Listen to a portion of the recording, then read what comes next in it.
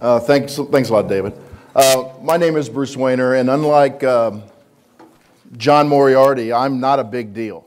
So if you look in the the leaflet book, I didn't even talk about myself because nobody ever remembers me. I don't ever sell any life insurance. I'm kind of the marketing guy that sets the place for guys like John and Mark, who you guys know. And so a couple years ago, I was actually showing Carlos and Bob how we go through an entire client meeting. And he said, you know what? I meet with a lot of advisors, and they tell me a lot of times they feel lost a lot of times in client meetings. And I used to be a teacher and a football coach, basketball coach, golf coach. I was always going to conferences for teaching, and I was always going to coaching clinics.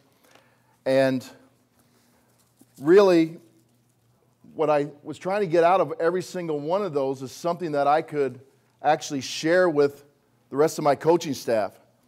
So what I hope to do today, but I'm not real good at doing this, but I hope to do today is actually have a session where we could share what you do in your client meetings also. The problem is if anybody knows me that I can't shut up. But I'll do my best to leave some time at the end for this.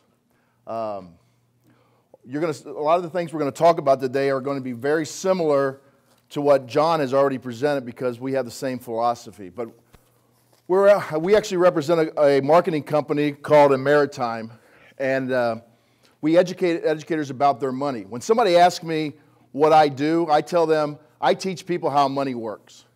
And you might have noticed I was on one of the videos from the Night of Clarity, and that's basically what I said in the video, is people don't understand how money works. So that is what we are trying to do. Now, when we do that, what we try to do in every single meeting is actually to provide direction for people. Because when you provide direction for people, they gain confidence. And when they gain confidence, you gain their trust. And then you show the capabilities that you have. And actually, more importantly, what they have as far as their capabilities. Because the capabilities come out after they gain confidence that something's going to happen in their lives. So I'm going to have my assistant, Rob Shilley, advance my slide here. So here's about, okay, you got it, Rob? Here's a little bit about us. Here's why we exist. We're big components of a guy by the name of Simon Sinek who inspires, his goal in life is to inspire people to do what inspires them. And that's his why. So our why is to enhance the way financial education to be provided to Missouri educators. We think it's being done very poorly in that arena, not unlike probably what you see in your arenas. Next, Robbie. So this is how we do it. We help people discover what money is flowing into their control, what money is flowing out of their control, and then strategize to take greater control over their money with our ultimate goal is to have more money for them to retain and utilize. Now, this seems like a very simple concept, but when we actually ask people if that's something they'd like to talk about, they all of a sudden think it's one of the greatest things in the world because nobody ever talks to them about that, gaining control over their money. Next one, Robbie. Now, how do we do this? And this is where Carlos and Bob really wanted me to focus on today because apparently when they talk to advisors, they say, well, we don't really understand how we can get information out of them to help them. And that's kind of human nature, especially if you haven't been in this business very long, is to actually feel the confidence to actually ask people where their money's sitting and why it's sitting there, and to get them to think differently. So we take a financial snapshot, or we call a financial picture of every educator. We strive to help educators uncover their beliefs about money, and our process is designed to empower educators to make financial decisions they understand and believe. Now, I've already heard this a couple times, but I bet you didn't hear it. People understand things, but they don't always believe it. And I think the more you can just educate them, like John was attempting, like Rebecca was attempting, they'll tell you, I understand it, but you have to uncover the layers that they have grown up with and figure out what they really believe about money. And that's what we try to do in this in our process. And then if you ever have any questions, we'll just go ahead and leave that up there. So that's my real short presentation on how we do things. Now what I'd like to do for about the next 20 minutes, I'm going to attempt, I've done this before in training sessions, I'm going to attempt to stay in character. And so I'm going to do some of the NLP stuff that John was talking about. This is what's commonly called a pre-frame. Well, what you're going to see in the next 20 minutes or so is what happens in several hundred meetings a year. The same thing over and over and over. Why is that important? If you have a system of guidelines, when you go into a meeting, what does that do for your confidence? It skyrockets. When you have confidence, it automatically gets put to the energy of the person next to you, and they have confidence. You get that confidence with this series of guidelines, so that you know how the meeting's going to go, you know anything they bring up, you can handle. So what our lovely assistants over here are actually some of our associates. Cheryl is going to play the role of the educator, and Kyle is going to play the role of the spouse. Cheryl wanted me to tell you that she's not robbing the cradle. Okay, so he's a little younger. Now, in a typical meeting, Rob, raise your hand. Robbie would be sitting there also taking what we call a perfect memory. He is recording everything that goes on in the meeting. We work in groups of 2, and you're going to hear why during this presentation. We're not going to do that today for time constraints. We also know that what we are doing in this meeting is not going to be relevant for your particular market because, as John talked about earlier, what we try to do is take an integrated resource network. And that integrated resource network is made up of financial professionals, all the way from Social Security experts, health insurance experts, long-term care, mortgage, investments, insurance, so on and so forth. We take it to a focused market using unique teamwork. So when I say that I don't sell any life insurance, I don't sell any life insurance. And yet life insurance companies pay me really well to do this. So we have taken this to a total educational situation. We haven't done it overnight. This has been going on for about 25 years. So I'm going to attempt to stay in character for the next 20 minutes and not change. So you're just going to see a snapshot of how it works. I will do something a little different, though, because of this format. In certain things, I will actually get up and I will write them here and show you what I would be writing here. All right? Any questions on that? All right, great. All right, here we go.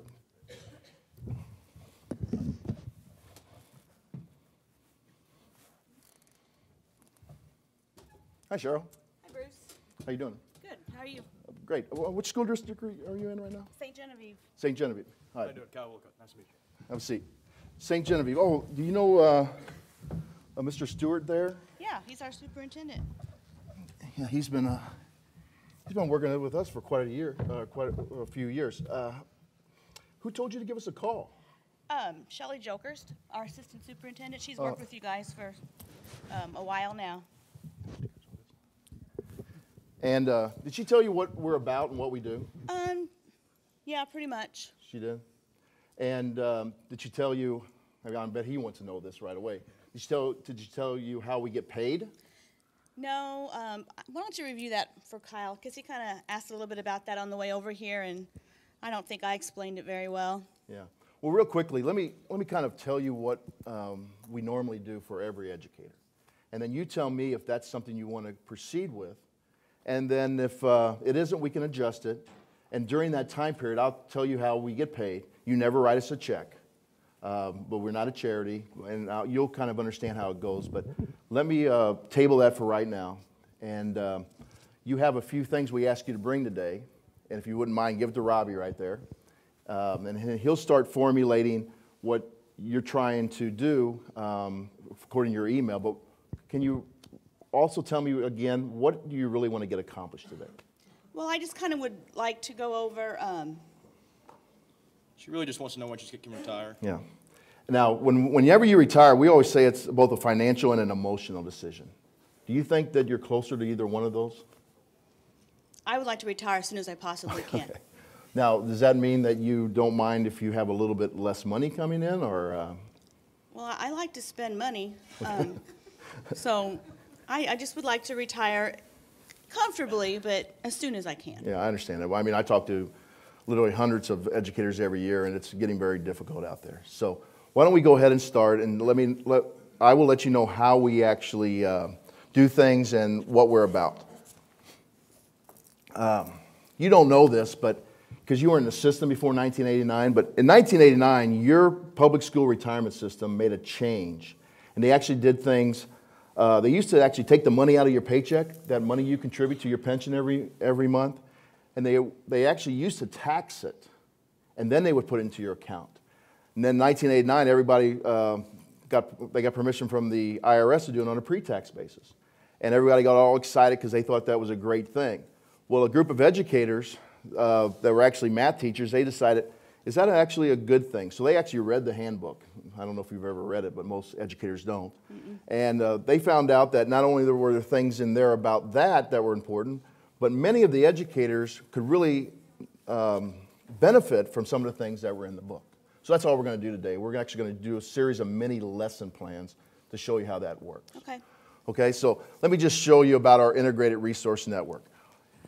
This integrated resource network is made up of a group of financial professionals, and it was actually based on a Stanford Research Institute study that said that people really wish they could go to one person to get all their answers, but not one person can't possibly be the expert on everything. So what we've done is we've gone out in the community, and we found people that do estate planning, tax preparation and tax advice, Social Security and Medicare expert, investment people, banking people, mortgage strategies, and people that do insurance analysis.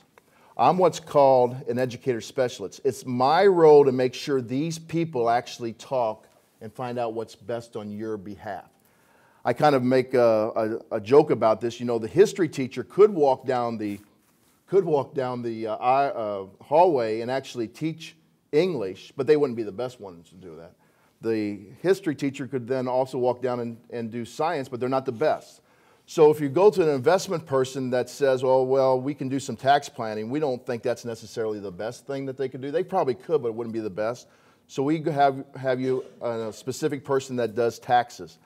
And then oftentimes, tax people, though, we are finding, they actually think that they can do the actual investments or the insurance part of it, and they probably can, but they wouldn't necessarily be the best people in it. So that's how it works. Okay. And then Robbie's a client coordinator, and he's actually the most important person because I just get to talk, and he actually makes sure any promises I make get covered and get followed through.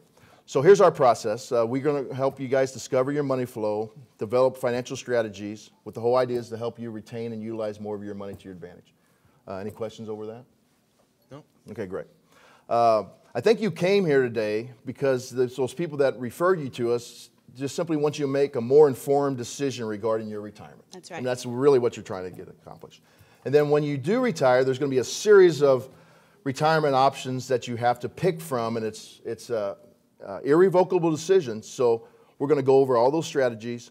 And then finally, I think it's irresponsible of anybody to do this without taking a financial blueprint of what, not only what you and Kyle have, but everything in your life, so that we're going to tie it together so there's no gaps or omissions, okay?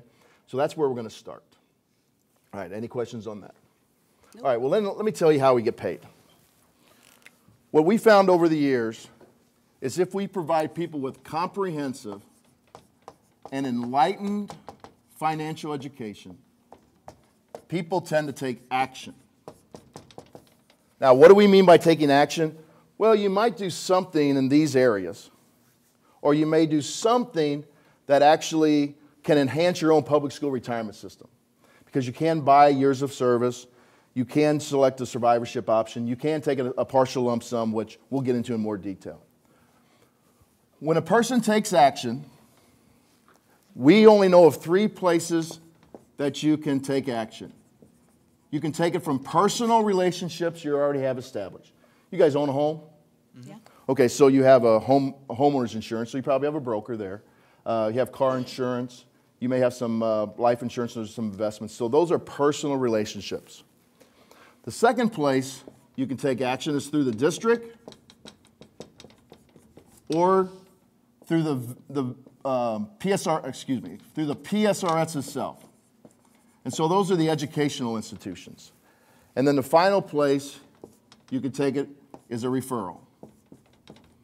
Now, when the original 6 educators started a maritime, they decided that they weren't going to be like the vendors. You know, you probably don't know this, Kyle, but vendors come into the faculty room all the time, and they try to talk your wife into sitting down with them, and they just had this one product to sell to her, and you're not even there.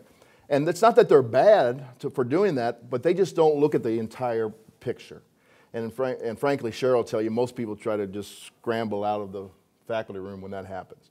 So we're never going to do that. We are never going to try to talk you out of any of your personal relationships. Now, it's easy to say, but we're going to prove it to you. We're going to prove it to you by allowing you, on any meeting you come, to bring any of your personal relationships. So if you want to bring your tax person, your investment person, your insurance person, your next door neighbor, your brother, your sister, anybody like that, that's how we're going to prove to you that we're not going to talk you out of your personal relationship, and nobody pays us directly to do that. If there's something at the district or the PSRS itself that you can take advantage of, we're going to help you through all that. We're going to provide you with direction to do that, and nobody pays us directly to do that. If you don't have anybody and you'd like to talk to somebody in our network, they will come and they will have the same spirit of education. And if you ever place a product with them, they're going to get paid just like your personal relationship gets paid or how the district vendor gets paid. But because we bring them hundreds and in some cases thousands of educators, they share the revenue with us, and that's how we get paid directly. Now, a lot of people that sit in your chair are often thinking, well, then if we don't use any of your vendors or your people, your resources, then you're not going to try very hard for us. But see, we don't have that attitude because we feel like if we just do a really good job for you guys, then what you'll go out and you'll go tell other people in the St. Genevieve School District. And that's how you then can pay us indirectly. Robbie and I did 474 of these meetings last year, and we didn't have to call one single person.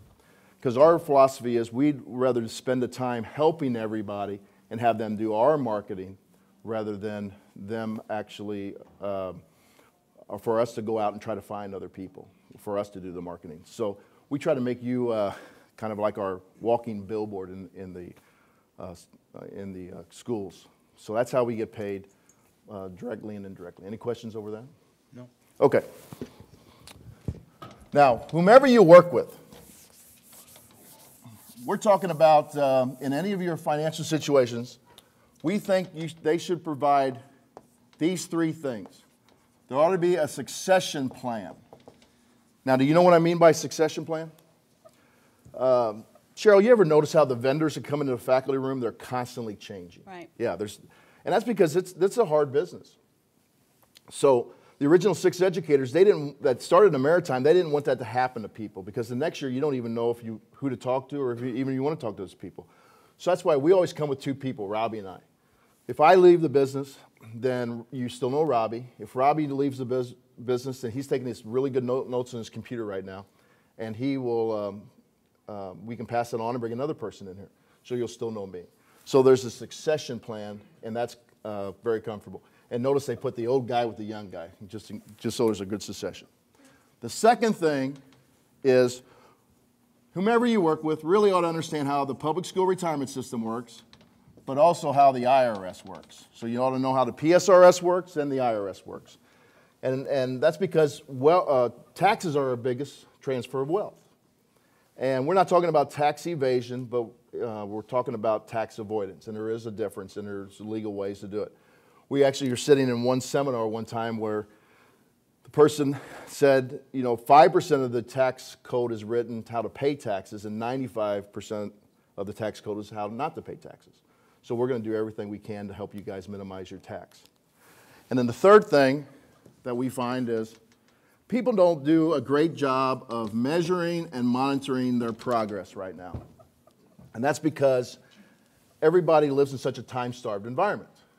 Time-starved environments are really bad nowadays because both people work and they're on the go at all times.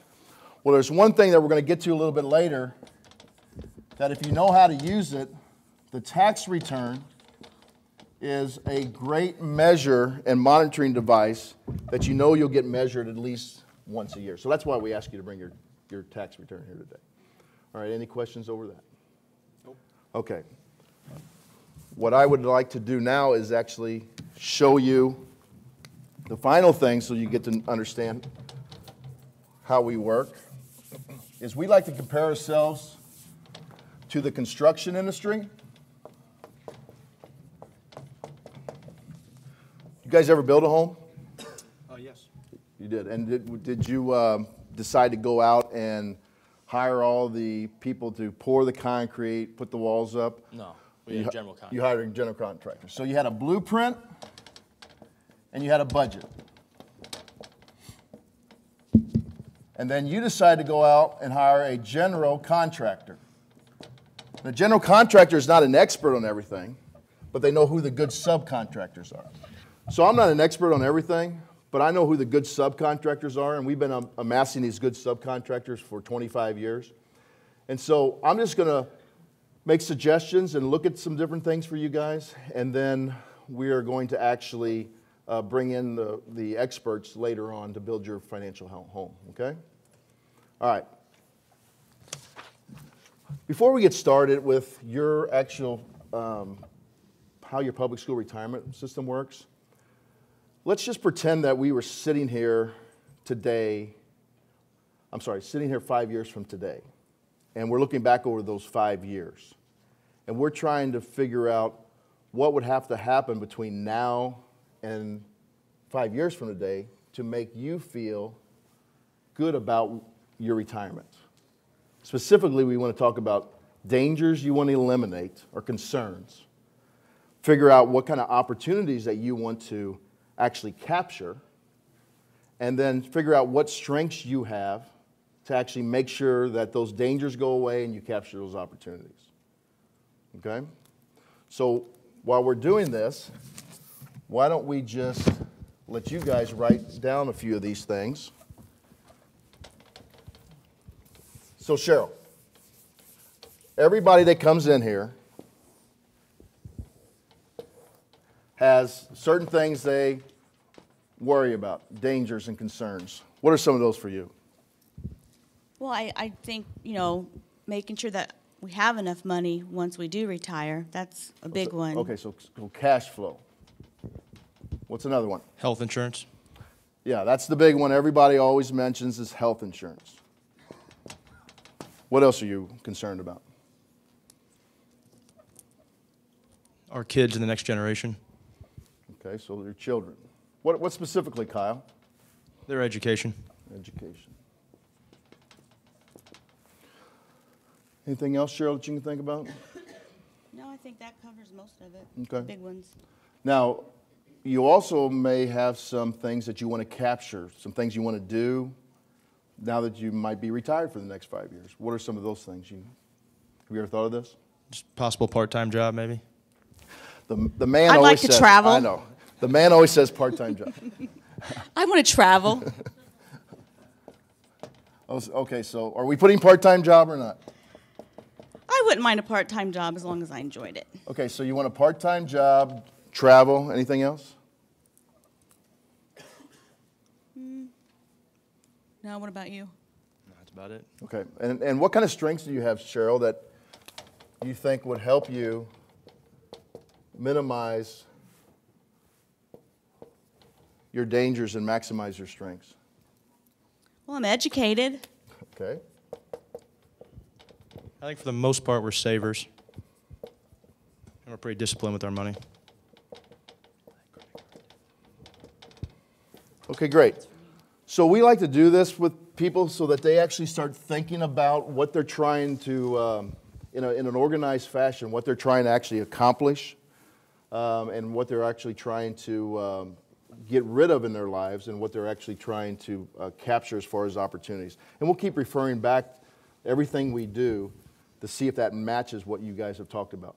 And frankly, in the next 5 years, if you like what we're doing, we're just going to keep meeting on a consistent basis, and we'll keep changing these whenever life comes up. Did you ever change anything in your life? All the time. Yeah, all the time.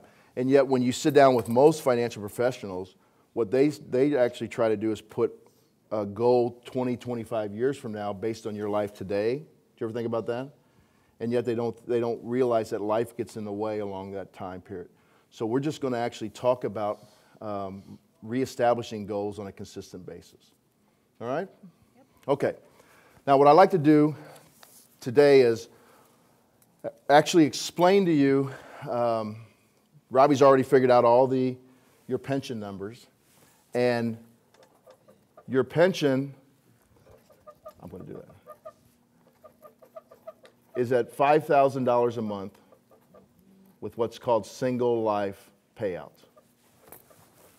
So,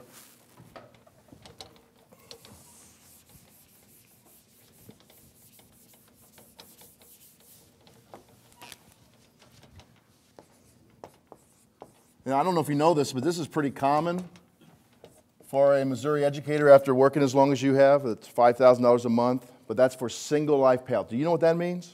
No. That means if something happens to you, Kyle will not receive anything in a monthly payment. Okay? How do you feel about that? Well, do you want me to work part-time? So there are a plethora of options here, though, for survivor benefits. And I'm just going to throw one up here for right now.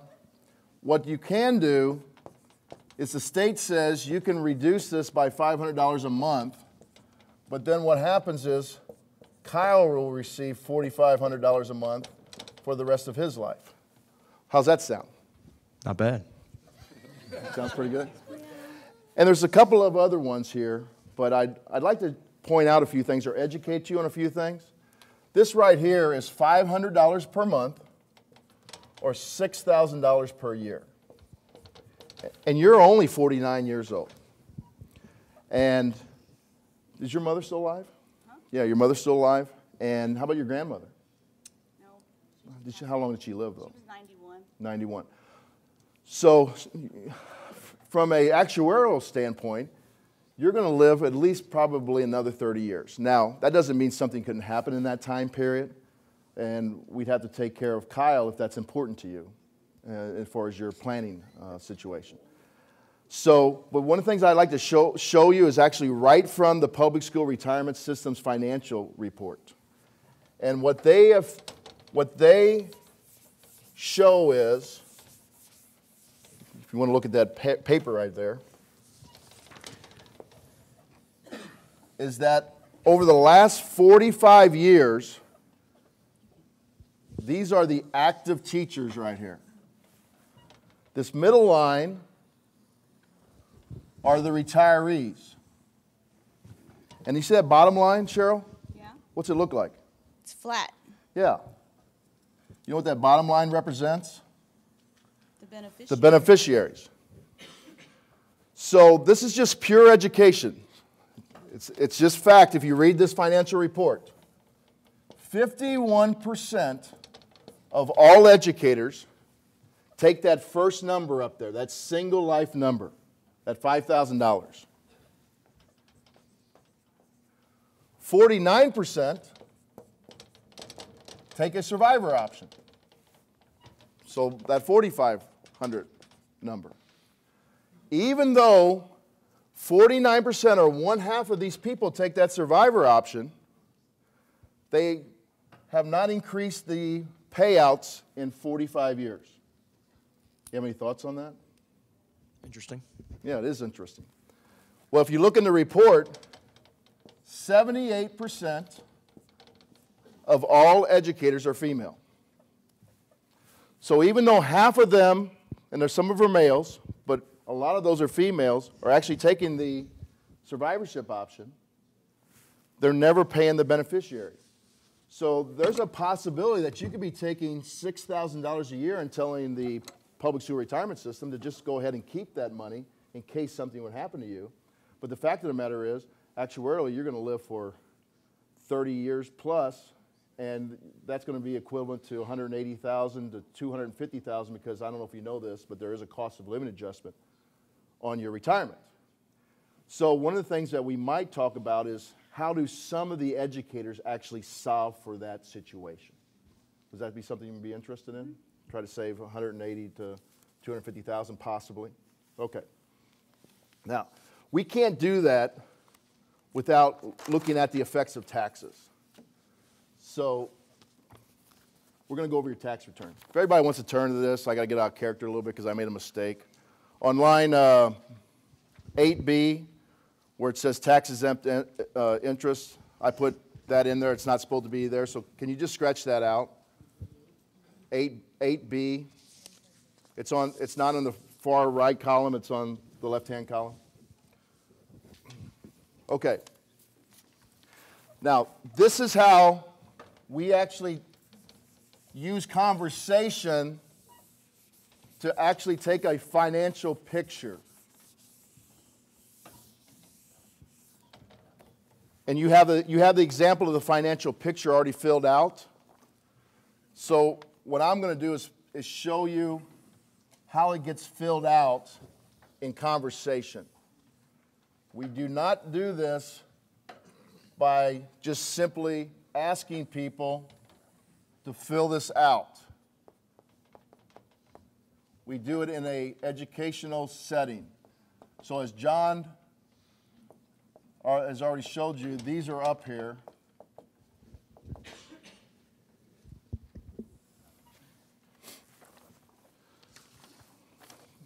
So Cheryl and Kyle, I don't know, has anybody ever gone over your taxes with you? No. And that's not unusual.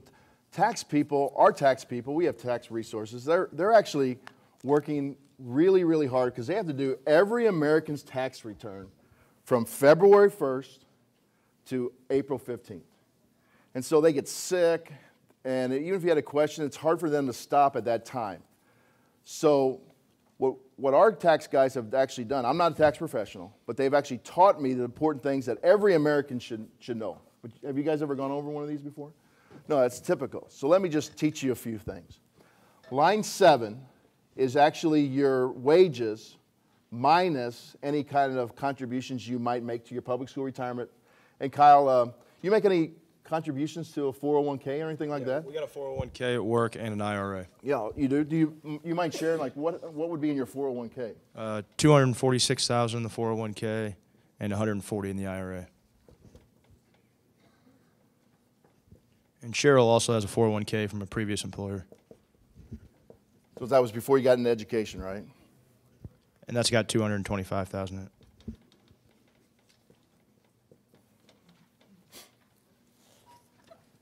And so we place that in the tax-deferred column because money only lays in 3 different places in this tax-deferred, taxable, or tax-free. So we're going to put this right in the tax-deferred column.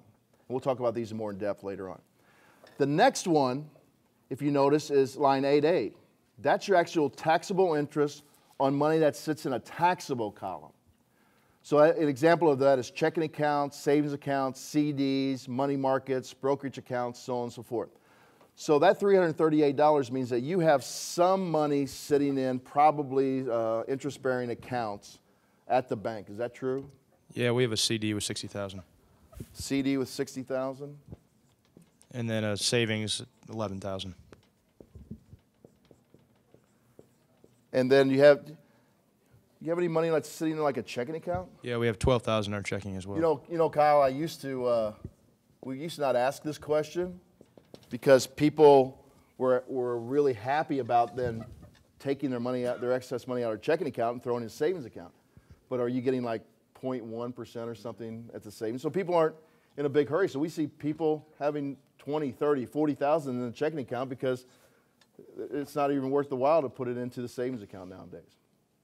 Okay, the next line is sitting here is for ordinary dividends. So that tells me that you probably have some money in like mutual funds and some kind of brokerage account. Yeah, we have stocks and mutual funds, $28,000. So you have 28,000. And I don't know if anybody, did you guys actually cash any of those in? No. No. But you notice that you pay taxes on those this year as a dividend distribution. I don't know if you ever even knew that happened. And then line 10 is actually your Missouri State income tax return from the year before. So everybody gets all happy that they got a tax return from the state of Missouri. What they don't know is that the next year then you have to put it on as income, so now you're going to pay your federal taxes on this. On line 12, you actually have some business. Tell me a little bit about your business. Yeah, we have an estate sale business on the side. Oh, yeah, estate sales. Okay. And how'd that get started? Just kind of a hobby. Yeah, hobby. And so who mainly runs it? Cheryl. So Cheryl, you makes you work part or full time, and then you work that, and then you're gonna have to work part time. Yeah, I understand. Brutal. So you guys have a little bit of income coming in from that, okay? And as we go down, then Kyle, I bet this rental income. You guys probably really smart. You actually rent yourself from like an LLC, your building that you have all your estate stuff in. Yeah, that's probably what happened. Does your accountant ever go over this stuff with you? No, not really. Yeah, so that's what he's done is, I believe, and we would have to look at this more, but he's probably renting the business back to the company. So then you add all those together, and that's your income. Then you have some deductions right here. This right here is your self-employment tax on this money here from your business. And then it's $1,800 on student loan deduction. So you guys have some student loans. Correct. Mind sharing what those are? Yeah, we got about 40,000 student loans, and there's at What do you guys pay a month on those? $350 a month. You happen to know your interest rate on that? Yeah, I think it's 6.4%. Yeah, that would make that's very common for those kind of loans, 6.4%. So then that number right there gets transferred to the top right here. And that's commonly referred to as your adjusted gross income, if you ever hear that phrase by anybody. Then if we turn the page, the Schedule A is actually your itemized deductions. Excuse me. So it has first part has your state income tax, your real estate taxes, personal property tax that we pay here in our area. So that adds up to $9,040. $6,000 is the home mortgage interest. So you guys have some a mortgage yet on your home. Correct. You mind sharing that with Yeah, me? we got about $100,000 left on the home. And what's the interest rate on that? I think that's 6%. And do you have a total payment on that? $1,438. You're really good at remembering these numbers. And what's the escrow? Because that's not the total 338. payment. 338. What's the total payment? $1,776.92. Yeah, 92 cents. And is that set up as a 30-year loan? It is. It is. And then you have any idea how much? Yeah, we got about 12 years ago. About 12 years ago. Okay. And then as we continue here, that's what's causing this $6,000 of interest to go right here. And then you guys, I noticed that you're really big on giving to charities. So you have about $9,800 that you guys have given to different charitable organizations. And then they add up all these. Now, let me teach you this, because a lot of people spend a lot of time on this. These are unreimbursed employee expenses. And people they go crazy because they think, especially educators, that they have all these things they buy for the classroom, so on and so forth, and they think that they're going to get this write-off, but it's actually subject to a, excuse me, a 2% by the government. So unless it goes over by this $2,965, which yours didn't, you don't get any benefit on that. So Cheryl, would you spend all that time trying to find all those receipts in that if you knew that you had to go over that? Yeah. And so that might be something that'll save you a little time and energy next year. So then that number right there gets transferred to right here. And then they subtract that from the adjusted gross income. And then you're left with line 41. And then line 41 is followed by the exemptions. You ever hear like you were really excited when you had Clayton? I saw the name here, Clayton and Kimberly, because you got a tax deduction. Well, what they're allowing you to do is take $3,900 off of your tax return for each person, you two and the kids. So that adds up to $15,600. That's subtracted from there, and you're at a $107 $788. Okay? Now, let me point this out to you.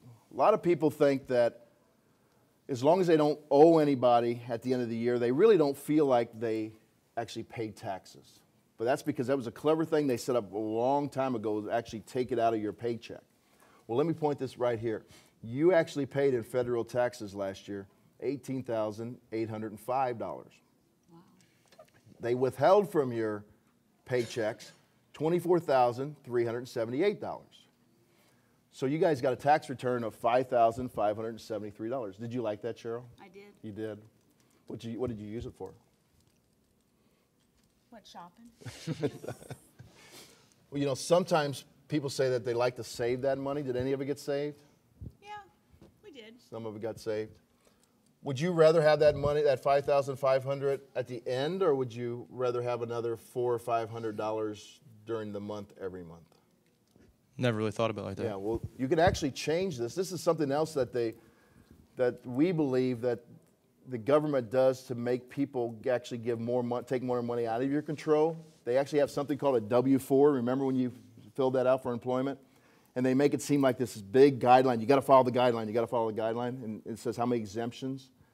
Well, you're actually taking too many exemptions because you have business income, so you can control your taxes a little better.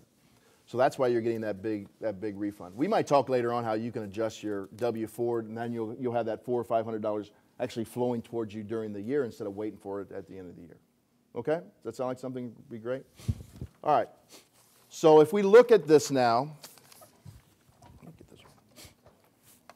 you have shared with us that you have money in the taxable, tax deferred. The one we haven't talked about is tax-free. Home equity is tax-free up to a certain extent, $500,000 for a couple if you ever sell your home. So your home, what do you guys think your home's valued at? About $300,000. About $300,000.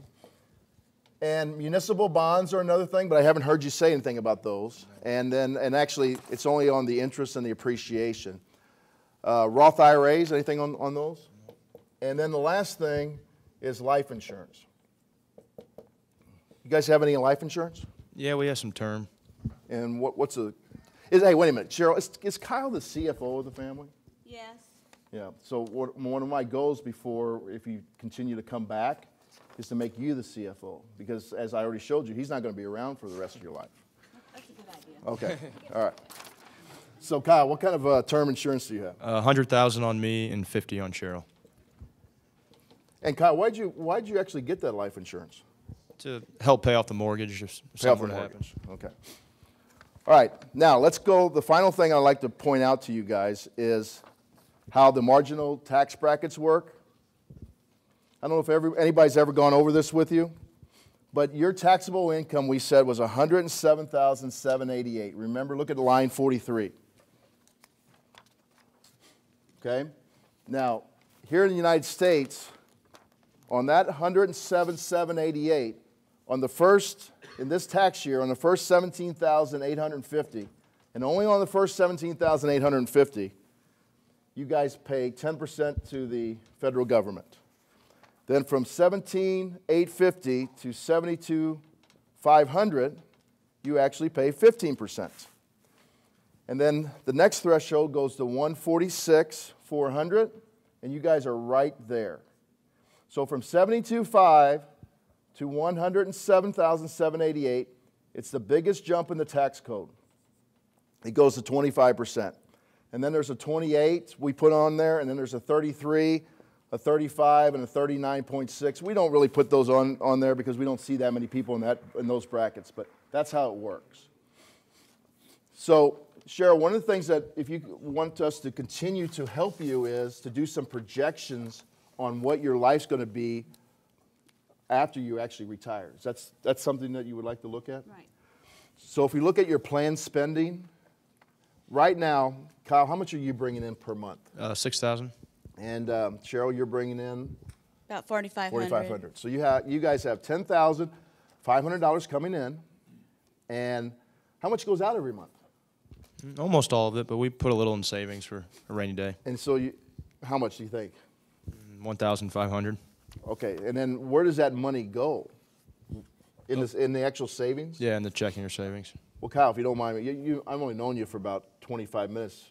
If you have an extra 1,500, that means in 10 months that would be a lot more than that. So what happens to that money after it goes into savings? We use some for education. Yeah. So what happens is then you have that extra 1,500, and it goes here, and then it goes back out to pay education.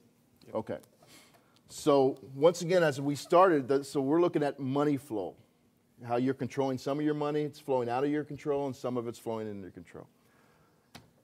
Our whole goal then is to you have more that you retain and utilize. So right now we have this. What we would like to do is look at this for you guys and look at your public school retirement system, and then we'll formulate something that will actually have those goals in mind where you can have more money flowing into your control and less out of your control. The only thing is that we don't ever bother educators and their spouses. So if you want that done, will you please just call Robbie again, and he'll set up a second meeting. So we're not going to call you. You call us again, okay, if that's what you guys want. All right, that's basically all we have for today. Is there anything else you'd like to talk about?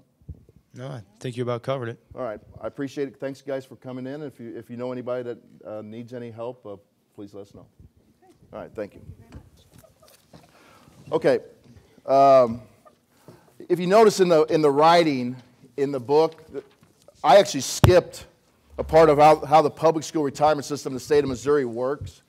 And as I said earlier, I did that because that part is kind of irrelevant in your practice unless you're practicing in the state of Missouri. So I skipped that, but I thought I'd at least let you see how we believe that every time you do that, you actually have to know it better than the public school retirement system knows it themselves. So you have to become the expert on it.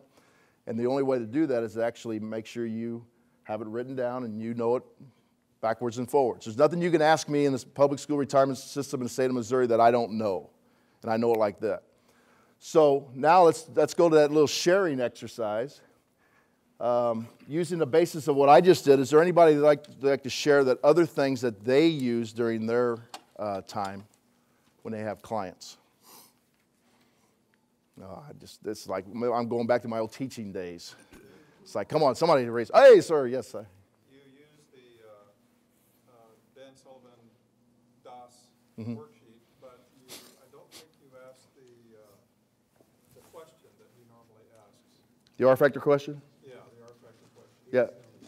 Yeah, that's the one. If we're sitting here 5 years from today and looking back over that, that's the. It's been like one of your students daydreaming. That's right. That's right.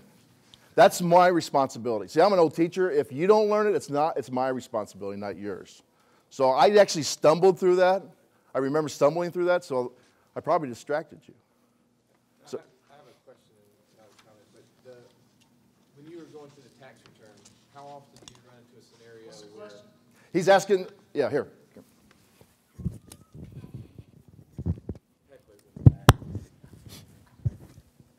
How often when you're going through the tax return do you run into a situation where they've got some complicated things going on and you maybe put yourself in a position of unknowing? Oh, all the time. Yeah. One thing I learned, I taught for 17 years. I taught science. Do you know how many people think people that teach science know everything? Hey, Mr. Wehner, what's a spider? What's this tree? I just say, I don't know. Most people in here are old enough to remember the Wall Street Journal commercial that says, knowledge is not power, but knowing where to find it is. So I just say, I don't know what this is, but I got people that actually can figure this out, and I can get back to you on it. Okay. So it happens all the time. Anyone else? All right. Anytime you have silence, is either you did a really bad job or a really good job. So I hope it's a lot later. Thanks a lot.